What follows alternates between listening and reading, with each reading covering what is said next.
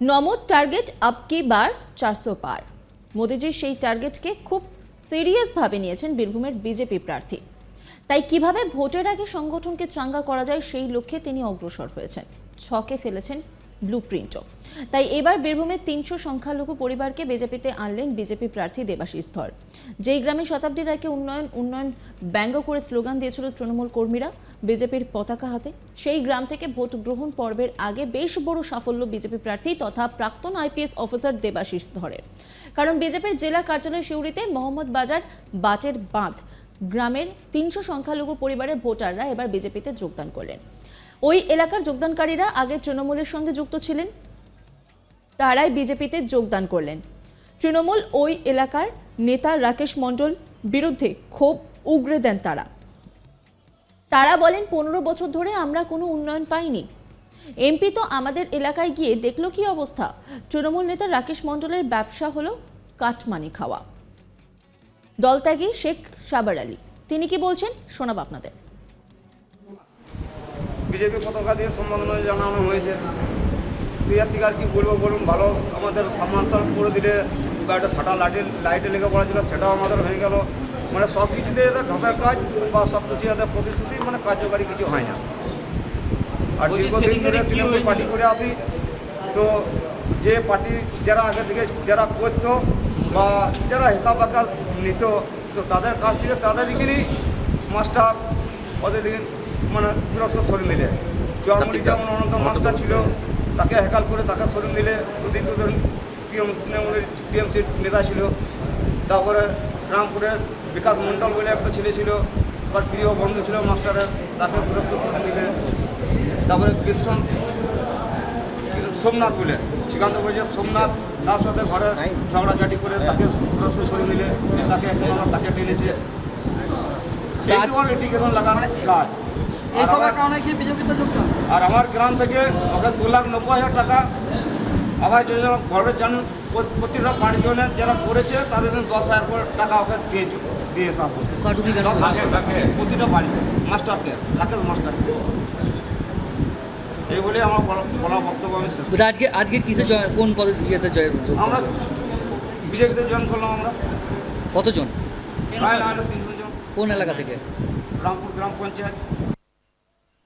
আরও এক বিক্ষুব্ধ তৃণমূল কর্মী জানান, আমাদের গ্রামে একটা সাবমার্সেল একটা হাইমার্স লাইট দিতে পারতো কিন্তু দেয়নি। রাকেশ মণ্ডল আবার মাস্টার, কিন্তু উনি আবার বানান জানেন না বলে অভিযোগ করেছে ওই দলত্যাগী কর্মীরা। শেখ মইনুর দলত্যাগী কর্মী, তিনি কি বলছেন শোনাব আপনাদের। বানান জানে না, তাহলে আমাদের যে স্কুলে মাস্টারমশাইগুলো রয়েছে সেগুলো তো কার্ড মানি এবং ঘুষ দিয়ে চাকরি করা, সে গরু ছাগল চড়া বাগানরা চাকরি করে, খানকাদের তো ছাত্র থেকে পাস করে দিচ্ছে। তো তারা বিজেপি বানানি কি জানবে, টিএমসি বানানি কি জানবে? আজকে কোন দলে যোগদান করবেন? আজকে ভারতীয় সর্বভারতীয় জনতা পার্টি, আগে টিএমসি করতাম। এই নিয়ে একটি রিপোর্ট তুলে ধরেছেন আমার কলিগ, দেখাবো আপনাদের। বাংলা হোক বা দেশ, বিজেপির লক্ষ্য টার্গেট 400 পার। আপকি বার 400 পার, এই লক্ষ্যেই কিন্তু বিজেপি হাঁটা দিচ্ছে। ঠিক বীরভূমেই ঘটল আরেক অভিনব ঘটনা। কি সেই ঘটনা? যারা তারকা প্রার্থী শতাব্দী রায়কে উন্নয়ন বলে ব্যঙ্গ করেছিলেন, গাড়ির পিছন পিছন গিয়ে বিজেপির পতাকা হাতে নিয়ে তারা সেই গ্রাম মোহাম্মদ বাজারের বাটের বাঁধ গ্রামের প্রায় 300টি পরিবারের সংখ্যালঘু পরিবারের সদস্যরা কিন্তু বিজেপিতে যোগদান করলেন। এদিন সিউড়ির বিজেপি যে জেলা কার্যালয় রয়েছে, সেই জেলা কার্যালয়ে বিজেপি জেলা সভাপতি ধ্রুব সাহা, অন্যদিকে আইপিএস দেবাশিস ধর বিজেপি প্রার্থী, এই দুই ব্যক্তির হাত ধরে তারা কিন্তু বিজেপির পতাকা হাতে তুলে নেয়। বিজেপির পতাকা হাতে তুলে নেওয়ার পর মোহাম্মদবাজার এলাকার যে নেতৃত্ব, রামপুর গ্রাম পঞ্চায়েত এবং বাটেরবাঁধ এলাকার যে নেতৃত্ব রয়েছে, রাকেশ মণ্ডল পেশায় নাকি উনি মাস্টার, স্কুল শিক্ষক, সেই মাস্টারমশাইও কি নাকি বানান বলতে জানেন না, এমনটাই কিন্তু অভিযোগ করছে তৃণমূল থেকে আগত বিজেপিতে নব্য যোগদানকারী কর্মী সমর্থকেরা। তার আরও জানাচ্ছে যে তাদের গ্রামে উন্নয়ন বলে কিচ্ছু হয়নি, সাবমার্শাল হয়নি, একটি লাইট পর্যন্ত হয়নি, এবং রাস্তাঘাট, গ্রামের যে ছোটোখাটো উন্নয়ন, ছোট বড় যে প্রয়োজনীয় উন্নয়ন, মানুষের যে প্রয়োজনীয় উন্নয়ন, সেই উন্নয়ন কিন্তু হয়নি। তাই তারা একবারে তৃণমূলের প্রতি ক্ষোভ উগড়ে কিন্তু তারা বিজেপিতে চলে এসেছে। ওই এলাকার সংখ্যালঘু পরিবাররা সকলেই কিন্তু আইপিএস প্রার্থী, বিজেপির প্রার্থী দেবাশিস ধরের পাশে রয়েছে। বীরভূমে একদিকে নির্বাচনের লড়াই শুরু হয়েছে, একদিকে সংখ্যালঘু ভোট, অন্যদিকে হিন্দু ভোট, একদিকে রামনবমী, অন্যদিকে নানান ইস্যু রয়েছে। এই ইস্যুর মাঝখানে কিন্তু দেখা গেল একদিকে রয়েছে শতাব্দী, একদিকে দেবাশিস ধর, একদিকে তারকা প্রার্থী, একদিকে আইপিএস। খেলাটা বেশ কঠিন হয়ে দাঁড়াচ্ছে বীরভূম লোকসভা কেন্দ্রে। লাগাতার দেখা যাচ্ছে দলবদল, কর্মীদেরকে ওপাং ঝপাং করতে, যেখানে দেখা যাচ্ছে কখনো তৃণমূল থেকে বিজেপিতে যাচ্ছে, কখনো বিজেপি থেকে তৃণমূলে যাচ্ছে। এই দৃশ্য কিন্তু বীরভূমে চলছে। প্রসঙ্গত বীরভূমের এরাটি গ্রামে প্রচারে গিয়ে বেনজির বিক্ষোভের মুখে পড়লেন বীরভূমের বিদায়ী সাংসদ তথা 2024 লোকসভা ভোটের তৃণমূল প্রার্থী শতাব্দী রায়। বেনজির কেন? কারণ এলাকার উন্নয়ন হয়নি এই অভিযোগ তুলে বিজেপির পতাকা দেখিয়ে ব্যঙ্গ করে বললেন দারুণ উন্নয়ন হচ্ছে।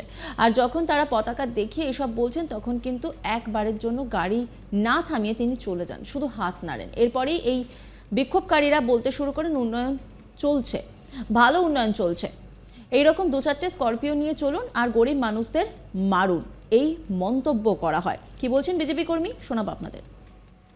তার বিরোধিতার জন্য আমরা বিজেপি নামলাম, বুঝলেন? আপনারা আগে কি দল করতেন? আগে টিএমসি করতাম। 15 বছরে কোনো উন্নয়ন পাইনি। কতদিন তৃণমূল করেছেন?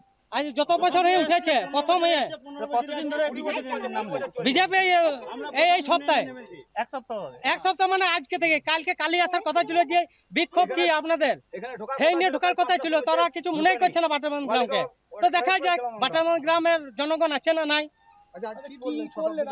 শতাব্দী কিছুই বলেনি, কি বলবো? এই প্রসঙ্গে শতাব্দী রায় তিনি কি বলছেন শোনাবো আপনাদের। হবে না ভোট দিতে, মার খেলেও আমরা আপনাকেই ভোট দেবো। আচ্ছা, ওখানে তো বিজেপি পতাকা দেখিয়ে বলছিল যে উন্নয়ন হয়নি, এবং মজা হচ্ছে বিরোধী তো থাকবে, বিরোধী ছাড়া তো হয় না। না এক মিনিট শোনো, বিরোধী ছাড়া হয় না। এবার মজা হচ্ছে, তোমাদের তো জ্ঞান বুদ্ধি নিয়ে ক্যামেরা নিয়ে ধরেছো, ওই ছবিটা একবার দেখে নাও বাড়িতে গিয়ে। নজর রাখুন আজ তাক বাংলার ইউটিউব স্ট্রিমিংয়ে।